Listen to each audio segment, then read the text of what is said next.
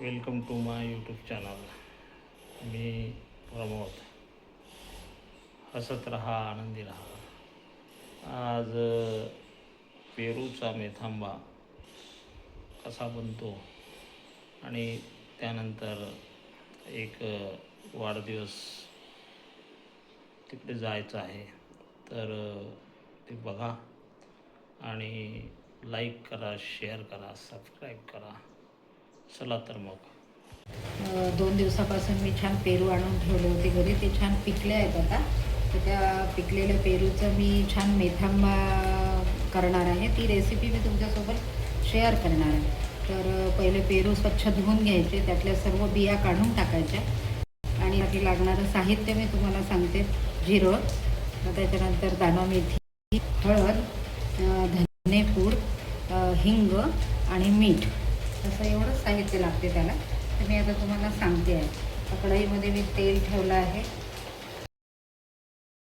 थोडीशी मेथी, त्याच्यानंतर थोडंसं हिंग टाकायचं त्याच्यामध्ये, अर्धा चमचा हिंग, त्याच्यानंतर थोडी हळद,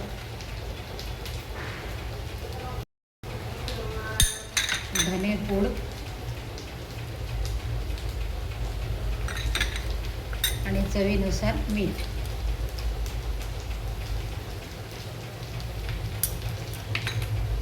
थोडंसं याला हलवून घ्यायचं आणि त्यामध्ये पेरू घालून द्यायचं.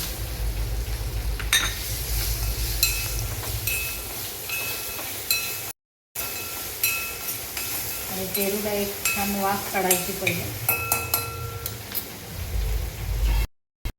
त्याच्यावर झाकण ठेवून द्यायचं आणि एक त्याला वाफ येऊ द्यायची. तुम्हाला गूळ सांगायची विसरली, तर थोडा गूळ पण यामध्ये घालायचा आहे. थोडा घालायचा, जास्त नाही, एकदम थोडा. त्याला थोडं आंबूस चव असते म्हणून पेरूला थोडासा गूळ घालायचा आणि छान त्याला एक वाफ येऊ द्यायची. लहान मुलांना, त्याच्यानंतर सिनियर सिटीजनला, सगळ्यांना आवडण्यासारखी छान एखादा आहे. इकडे काय बनलं आहे? आज मी छान कारले असे फ्राय करून घेतले आहेत.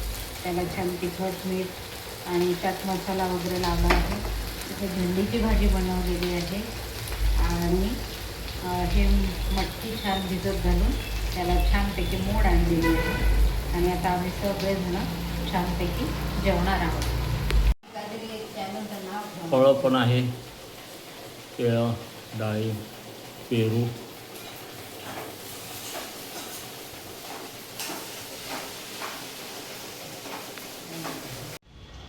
सगळीकडे पाऊस सुरू आहे, डबके साचले.